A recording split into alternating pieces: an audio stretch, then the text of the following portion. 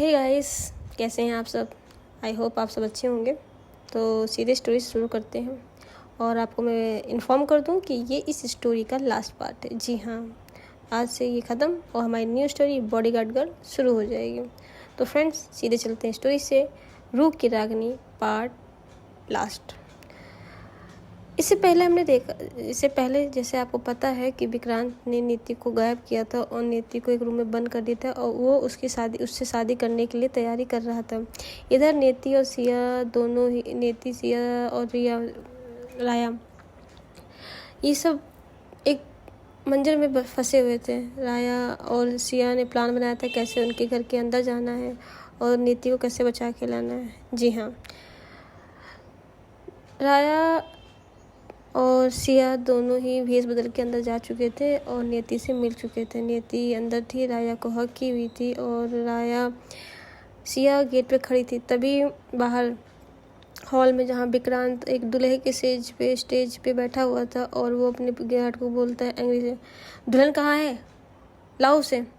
एक गार्ड ऊपर जाने लगता है। नियति का कमरा बस कुछ ही सेकंड दूर। राया और सिया कुछ यहाँ से निकलने का प्लान बना रहे थे। अचानक उनको किसी की आहट सुनाई देती है। नियति घबरा के, वो लोग आ रहे हैं। राया नियति की बाहों को कस के पकड़ती है। सिया खिड़की की तरफ इशारा करती है और तभी उसी समय दरवाज़ा नॉक होता है और जैसे दरवाज़ा नॉक होता है, नियति कांपती है। राया उसे कमर से पकड़ के अपने पीछे कर लेती है और सिया खिड़की की तरफ को देखती है। गार्ड, दुल्हन तैयार हो गई हो तो ले आओ, नहीं हुई तो बताओ। तभी दरवाज़ा खुलता है। 2 गार्ड अंदर आते हैं। राया तुरंत वहाँ रखा कुछ सामान जैसे फूल के गमले से उठाकर उसको मारती है। सिया दूसरे को धक्का देती है। नेति, राया जल्दी। इधर राया, आज हमें कोई अलग नहीं कर पाएगा, ऐसा कहती है।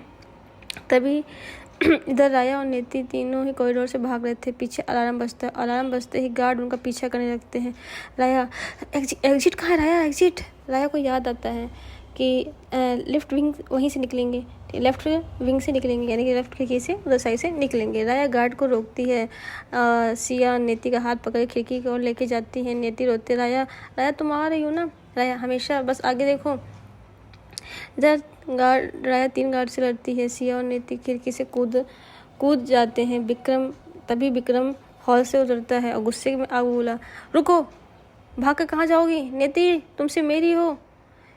ही पुल गन, और अपने गन को निकालता है और गार्ड के उसे रास्ता दिखाता है। नेति गार्डन की ओर भाग रही थी। विक्रम दौड़ते हुए गार्डन की ओर जाता है। अचानक उसके सामने राया खड़ी हो जाती है। वो राया को पुश करता है। राया गिर जाती है और वो राया फिर वापस खड़ी होती है, कहती वो तेरी कभी नहीं थी विक्रांत, और वो कभी होगी भी नहीं तेरी, वो मेरी है। जी हाँ, दोनों आमने सामने खड़े थे। नियति उधर गिरी थी, नियति को सिया पकड़ी हुई थी। विक्रांत अपना गन पॉइंट करता है राया पर। नियति और सिया दोनों एक गार्डन के कोने में खड़े थे। विक्रांत, तू सोचती है तू मुझे हरा लेगी? मैंने जो ठान लिया वो होकर रहेगा और नियति मेरी होगी। राया, प्यार ठान कर नहीं, दिल से होता है विक्रांत, और उसका दिल तुझे कभी नहीं मिलेगा। विक्रांत टिका दबाता है, लेकिन सिया पीछे से पत्थर मारकर उसके हाथ से गिरा देती है और गन जमीन पे गिर जाती है। राया और विक्रांत में हाथापाई होने लगती है। फाइटिंग, पंच, किक सब कुछ होता है। फर्नीचर टूटते हैं। नेति रोक चिल्लाती है, राया सावधान। विक्रांत राया को पकड़ के दीवार पर धक्का देता है। राया को चोट खाती है लेकिन उठती है। राया, तेरे जैसे लोग औरतों की चीज़ को नहीं समझते, पर मैं तुझे सिखाऊंगी औरत प्यार के लिए क्या क्या कर सकती है। राया जो पंच विक्रांत को मारती है, वो गिर जाता है और सिया गन उठा लेती है और विक्रांत की ओर पॉइंट करती है। तभी नीति आगे आती है और गुस्से आंखों से साथ विक्रांत को देती है। नीति तेज आवाज में कहती है, बस विक्रांत बस, आज के बाद मेरा नाम लेने की कोशिश भी मत करना। ये ज़िंदगी मेरी और मैं अपनी मर्जी से जो करना चाहूँ वो करूँगी। विक्रांत उठने की कोशिश करता है लेकिन गार्ड कोशिश करता है, लेकिन वो उस समय शायद राया के पंच से ज़्यादा उसको चोट लगी थी। इधर जैसे ही ये देखते हैं अंदर जाते हैं, कुछ गार्ड आते हैं और राया और नेति सिया तीनों को पकड़ लेते हैं। जी हाँ, तभी नेति जो है वो को एक रूम में ले जाते हैं और सिया को अलग और राया को अलग, सिया और राया को साथ में रखते हैं, सॉरी गाइस, ठीक है। वो उनको रखते हैं साइड में बांध के और नेति को अलग। इधर विक्रांत को जैसे हो जाता है वो वापस अपने गार्ड से कहते हैं good, I well done job, तुम लोगों ने अच्छा काम किया। तभी उधर सिया को होश आता है क्योंकि उन लोगों ने उसको बेहोश कर दिया था। सिया राया राया उसका जैसे सर दर्द हो रहा था, जो घूम रहा था, और राया को बुलाती, राया जल्दी हमें यहाँ निकलना होगा। जी हाँ, वो वहाँ से निकलने की कोशिश कर रही थी। सिया अब इंतज़ार नहीं होगा, अगर आप नेति मेरे को वापस लाना है, ज़रूरी है। ये वो उसमें बहुत नशे में, जैसे किसी ने कुछ किया है ना, उसका सर दर्द हो रहा था। सिया ठीक है, लेकिन अब थोड़ा और स्मार्ट से, क्योंकि विक्रांत को पता चल गया कि हम लोग यहीं पे हैं, उसके आदमी हर जगह फैले हुए हैं। सिया फिर से वहाँ अंदर जाने की जहाँ थी वहाँ से दरवाज़ा खोलती है और वहाँ जाती है। विक्रांत अपने आदमी से कहता है, लड़की को अच्छे से तैयार करो, आज सब खेल ख़त्म हो जाना चाहिए, शादी होगी चाहे ज़बरदस्ती क्यों ना करना पड़े। उस आदमी ने हाँ में से हिलाते हुए कमरे से निकलता है और विक्रांत मिरर में खुद को देखता है और फिर धीरे से बताता है, राया तुझे सबक सिखाना ही होगा, तूने मेरी इज्जत को चुनौती दी ना, लेकिन अब नेति सिर्फ मेरी होगी। जी हाँ, विक्रांत को आंखें लाल हो गई थी, उसके चेहरे पे पागलपन नेति के लिए ईगो दिख रहा था। इधर नेति धीरे से आंसुओं को राया तू कहाँ गई, राया प्लीज़ जल्दी आओ ना, ऐसा मतलब अंदर ही अंदर कह रही थी, मुझे छोड़ नहीं सकती, मैं तुम्हारे बिना कैसे जीऊँगी। और उसकी आंखों में एक डर कि कहीं कुछ हो ना जाए। तभी बाहर दरवाजे पे ताले की आवाज़, दरवाज़ा खुलता है। जी हाँ, सिया ने रिया का गेट ढूंढ लिया था और सिक्योरिटी गार्ड से बातों में उलझा के दूसरी तरफ राया भी पीछे से दीवार फांद कर घुस जाती है अंदर। गार्ड मैडम सिया से कहते हैं, मैडम आप कौन, यहाँ शादी में आउटसाइडर अलाउ नहीं है, क्योंकि वो गार्ड नहीं पहचानता था कि सिया कौन है। सिया स्माइलिंग, एंड मैं वेडिंग प्लानर की असिस्टेंट हूँ, फ्लावर्स एंड डिलीवरी अभी हुई है, उसका चेक करने आई हूँ, वरना विक्रांत सर बहुत गुस्सा करेंगे। गार्ड एक दूसरे को देखते हैं एंड कन्फ्यूजन में फंस जाते हैं। सिया उनके साथ आर्ग्यू करती है ताकि रिया को समय मिल जाए। तभी राया हॉलवे के धीरे धीरे गुजरती हुई हाथ में छोटा सा आयरन रॉड पकड़ी हुई थी। उसके कानों में दरवाजों की आहट आ रही थी। अचानक पीछे से एक गार्ड आता है। गार्ड कौन है वहाँ? राया पलट के तुरंत से पेट पे रॉड मारती है और मुंह दबा के नीचे गिरा देती है। राया फिर मेरी नेति तक पहुँचने के लिए अब कोई नहीं रोक सकता। राया दौड़ते हुए कॉरिडोर की ओर बढ़ती है, नेति के कमरे की तरफ। नेति धीरे जैसे दरवाज़ा खुलने की आहट आती है। कौन? दरवाज़ा धीरे से खुलता है। राया अंदर आती है, चेहरा पसीने और लाल। नेति दौड़ के उसे गले लगा लेती, कहती है, राया मुझे पता था तुम वापस जरूर आओगी, ये विक्रांत बहुत खतरनाक है, हम कैसे बचेंगे यहाँ। विक्रांत राया से जैसे कहता है, तू फिर आ गई, लगता तुझे सबक सिखाना ही पड़ेगा। राया, विक्रांत तुम मुझसे लड़ रहा है, अब मैं सिर्फ अकेली नहीं, मेरा प्यार भी साथ में है। तभी वहाँ पे एक पर्सन की एंट्री होती है। जी हाँ, वो कोई नहीं, नीति के फादर मिस्टर शर्मा गुस्से में खड़े। और मिसेस शर्मा तेज आवाज़ में बोलते हैं, राया तूने मेरी बेटी की ज़िंदगी बर्बाद कर दी, विक्रांत से उसकी शादी होने वाली थी, तू उसे वहाँ से खींच लाई, तुझे क्या हक है। जैसे ही नीति के फादर ये बोलते हैं, नीति भी शांति और राया सीधे खड़ी, उसकी आंख में आग। सिया उसके पीछे खड़ी होकर हिम्मत देती है। नीति कांप रही थी, लेकिन राया उसका हाथ कस के पकड़ती है और राया बोलती है, हक तो वो होता है जो प्यार से मिलता है, और नीति सिर्फ मेरी नहीं, मैं उसकी सांसों का हिस्सा हूँ। अगर उसे चोट पहुँची तो मैं भी जी नहीं पाऊँगी। नीति, पापा मैं राया से प्यार करती हूँ, ये कोई जिद नहीं, ये मेरी ज़िंदगी है।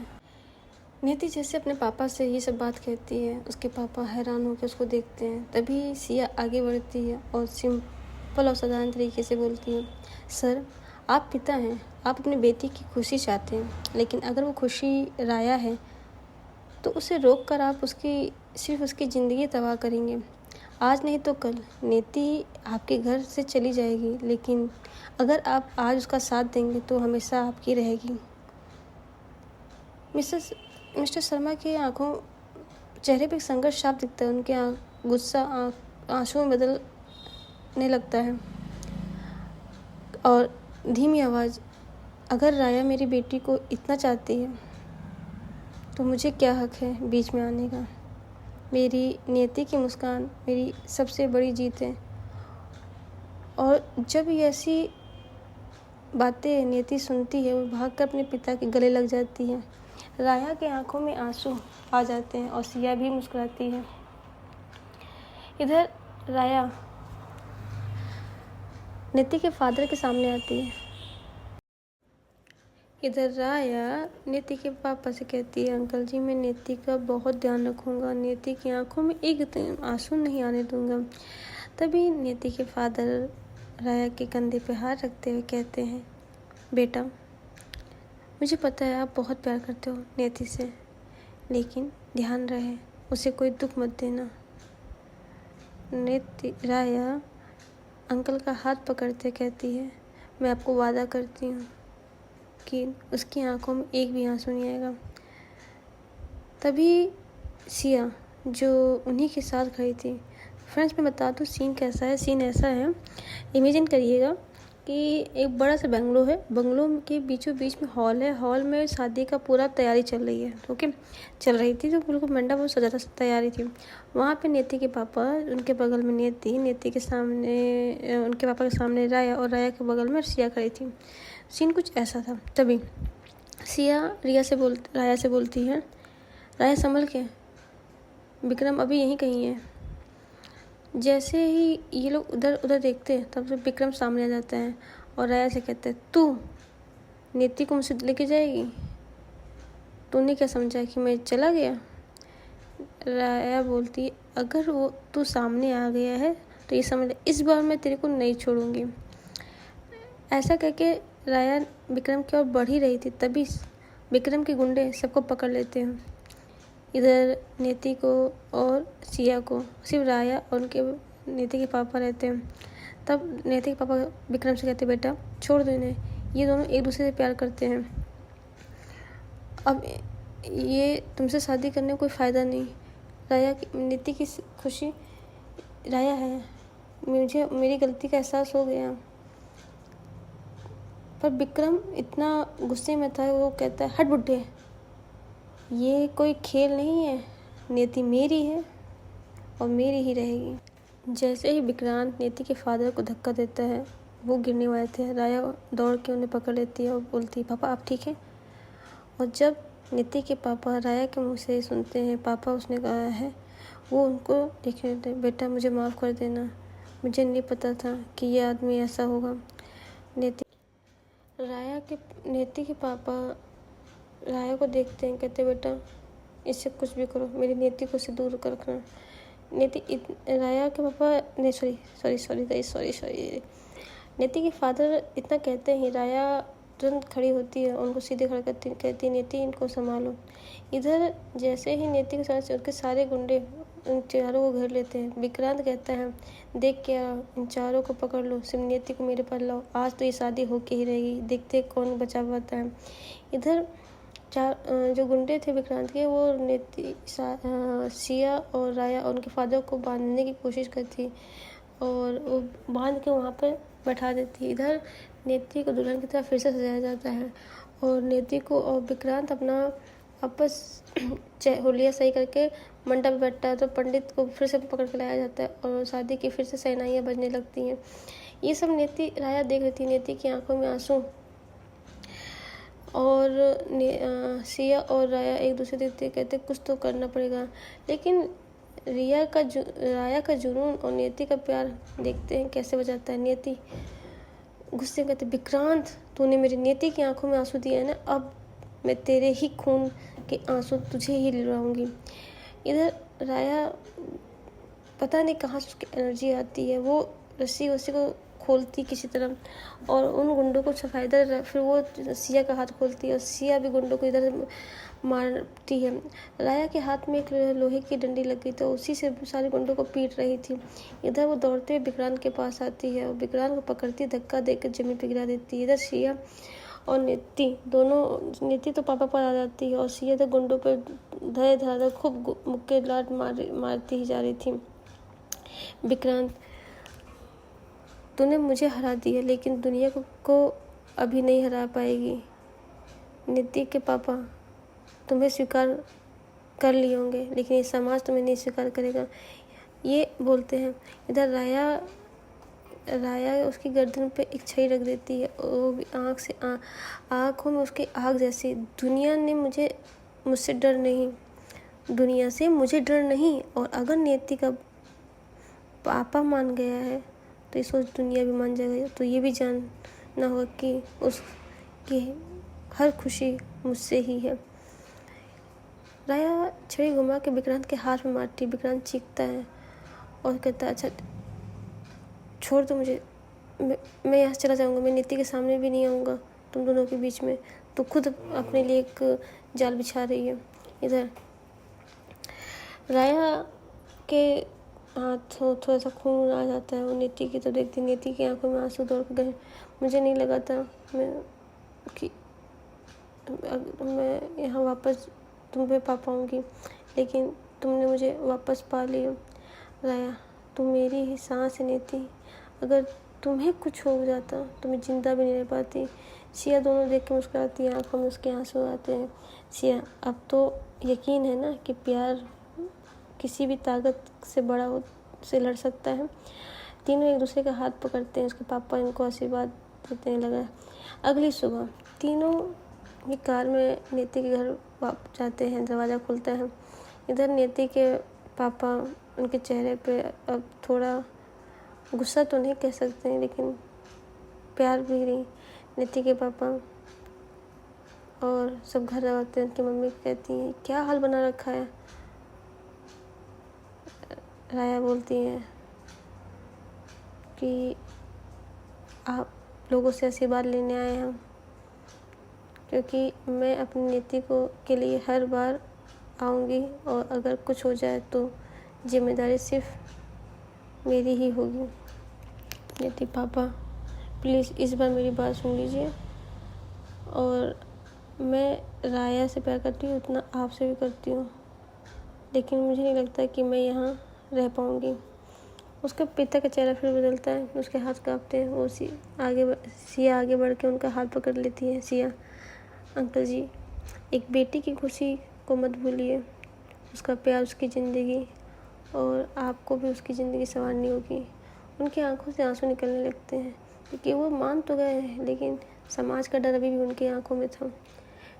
फिर नीति बोलती है, शायद मैं अब तक गलत थी। नीति के पापा बोलते हैं, शायद मैं अब तक गलत था, पर सच मेरी बेटी की खुशी को मैं नहीं रोकना चाहिए था। और उसके मम्मी जब भी सुनती हैं कि उसके पापा ऐसे हो गए तो उनकी आंखों में भी आंसू आ जाते हैं। नीति अपने पापा को फिर से गले लगाती है। राया भी सर झुका लेती है और सिया भावुक होकर मुस्कुराती है।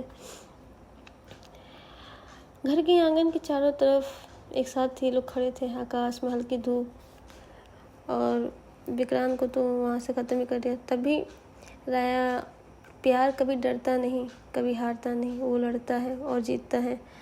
हमारी जंग भी ख़त्म नहीं हुई है, ये तो बस शुरुआत है क्योंकि हमें दुनिया से लड़ना है और दुनिया को दिखाना है कि हमारा प्यार सच्चा है।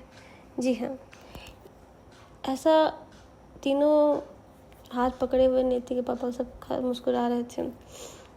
घर का हॉल, रिया, नीति, सिया धीरे धीरे सब अंदर आते हैं। घर में खामोशी, बस सहनाई। नीति के पापा सोफ़ा पे बैठे थे और रिश्तेदार भी आसपास बैठे थे लेकिन आंखों में कोई डर नहीं था। आसपास रिश्तेदार खड़े थे, कुछ हैरानी से, कुछ आलोचना करते हुए। नीति कांपती राया का हाथ कस के पकड़ती, सिया उसके पीछे खड़ी जैसे सुरक्षा कवच। पापा, मैं आपकी इज्जत हूँ, मुझे आपसे फ़र्क पड़ता है। ये दुनियादारी क्या कहती, मुझे कोई डर नहीं। राया आगे बढ़ती अपने घुटनों झुककर नीति के पिता के हाथ जोड़ लेती है। अंकल, मैंने कभी नहीं सोचा था कि मैं आपसे ऐसे मिलूँगी, लेकिन आज मैं यहाँ आपके सामने सिर्फ एक ही बात कहूँगी। मैं नीति से प्यार करती हूँ और उसको बहुत खुश रखूँगी, खुद से ज़्यादा। नीति के पापा खड़े होते हैं, दोनों को ऐसे गले से लगाते हैं और कहते हैं सदा खुश रहो बेटा। पर समाज क्या कहेगा, रिश्तेदार। नीति के पापा, समाज की परवाह करते करते मैं कब तक अपने दिल को मारती रहूँगी? क्या आपकी बेटी की खुशी समाज से छोटी है? सिया फिर सामने आती है, कहती है अंकल जी, अगर आपकी बेटी किसी लड़की के भाग कर शादी करती तो क्या समाज बातें ना बनाता? लेकिन कम से कम आप कह रहे हैं ये बेटी पसंद है, तो राया फिर राया क्यों गुनहगार? ये सिर्फ वो लड़की ही है। उनके पापा चुप रहते हैं, रिश्तेदार सहज एक दूसरे को देख रहे थे। नीति पापा की आंखों में आंसू भर जाते हैं, उनका चेहरा भी कठोर। लेकिन राया, तुम जानती हो ना मैं अपनी बेटी को कितना चाहता हूँ। राया, हाँ अंकल, मैं वादा करती हूँ मैं उसे कभी नहीं रोने दूँगी। आपसे उस दिन प्रॉमिस किया था, आज भी प्रॉमिस कर रही हूँ। उसकी हर सांस की हिफाजत करूँगी, चाहे पूरी दुनिया हमारे खिलाफ क्यों ना हो जाए। नीति के फादर के चेहरा अब थोड़ा नॉर्मल हो रहा था। वो आगे बढ़ के नीति और राया का हाथ पकड़ लेते हैं। अगर मेरी बेटी खुशी तुमसे है तो मुझे नहीं रोकना। हमारा आशीर्वाद हमेशा आपके साथ है। नीति जोर से अपने पिता को गले लगा कर रोने लगती है और सिया ताली बजा के पूरा माहौल नॉर्मल हो जाता है। कहते हैं ना, प्यार कभी किसी इज्जत की नहीं गिराता, प्यार तो इंसान को उस असली रूप से दिखाता है, आज हमने न सिर्फ एक दूसरे को पाया, बल्कि हमने एक रिश्ते को दुनिया के सामने जीता है, और यही हमारी सबसे बड़ी जीत है। तो फ्रेंड्स, यहाँ पे मैं इस कहानी को एंड करूँगी कि राया नीति की जो लव स्टोरी है वो तो यहीं पे ख़त्म करना चाहूँगी। राया नीति अपने प्यार को पा लेते हैं, उनकी फैमिली उनको मान जाती है और ये लोग शादी करके अपने इस कंट्री को छोड़ के आउट ऑफ सिटी कंट्री चले जाते हैं और वहाँ पे खुशहाली से अपनी ज़िंदगी काट रहे थे। सिया वापस अपनी फ़ौज में चली जाती है। सिया को भी किसी से प्यार हो गया था और वो भी अपनी लव लाइन में खुश थी। फिर लोग बाहर ही खुश थे और एक दूसरे की सुख दुख का साथ दे रहे थे। तो फ्रेंड्स, लास्ट में बस यही कहूँगी, अगर प्यार सच्चा है तो एक बार तो फाइटिंग लड़ाई करना बनता है, क्योंकि आपको अपने प्यार के सामने डटे रहना बहुत ज़रूरी है। दुनिया का क्या है, दुनिया कुछ ना कुछ तो हर चीज़ में कहती है, चाहे अच्छा करो तो भी कहेगी, बुरा करो तो भी कहेगी, वो किसी को नहीं छोड़ती। लेकिन अपने प्यार के लिए आपको डटा रहना ये बहुत ज़रूरी है। तो फ्रेंड्स, ये था रूह की रागनी का लास्ट पार्ट, यहाँ से इनकी ख़त्म। एक हमारी कहानी सक्सेसफुल एंडिंग के साथ ख़त्म की गई और आई होप कि आपको ये रूह की रागनी का जो एपिसोड पसंद आए होंगे। कुछ कमियां हों तो माफ़ ज़रूर कर देना, क्योंकि मेरी फर्स्ट स्टोरी थी, हो सकता है मैंने कुछ ऊंच नीच की हो, उसके लिए क्षमा चाहती हूँ। और एक चीज़ और बताऊँगी, हाँ वॉइस में थोड़ी इशू है, फ़िलहाल मैं उसको ठीक कर लूँगी धीरे धीरे। और हाँ, हमारी जो न्यू स्टोरी आई है उसके बारे में बता दूँ, बॉडीगार्ड गर्ल, बहुत ही बिंदास स्टोरी है, आपने कहीं नहीं सुनी होगी। बट आप ज़्यादा से ज़्यादा लोग को सब्सक्राइब लाइक ज़रूर करिए, क्योंकि स्टोरी बनाने में मेहनत लगती है, ऐसे नहीं बनती है। स्टोरी लिखना फिर उसको कवर करना, फर्स्ट स्टोरी में मेरी बहुत सी कमियां हुई हैं, शायद वो लिखने और उसमें बोलने में हुई है, लेकिन अब जो नेक्स्ट कहानी आएंगी उनमें ये सब गलतियां मैं नहीं करूँगी। तो फ्रेंड्स, आई होप आप मुझे सपोर्ट करेंगे और लाइक करेंगे, कमेंट ज़्यादा से ज़्यादा करेंगे, कैसे लगा, कौन सा सीक्वेंस अच्छा लगा, कौन सी लाइन अच्छी लगी। यहाँ पे नेक्स्ट जो बॉडीगार्ड गर्ल है वो एक बॉडीगार्ड बेस्ड स्टोरी रहेगी, तो उसमें आपको मैं कोशिश करूँगी ज़्यादा से अच्छा इम्प्रूव कर सकूँ, ताकि आप लोगों को सुनने में इंटरेस्ट लगे और आपको फील हो कि आप उस चीज़ को सुन ना रहे, बिल्कुल आपके साथ हो रहा हो, कुछ ऐसा मैं सीन डालना कोशिश करूँगी। तो गाइस, इस कहानी की हैप्पी एंडिंग के साथ मैं भी एंडिंग करती हूँ। मिलते हैं नेक्स्ट वीडियो में, तब तक के लिए tata bye bye and good night. Love you guys.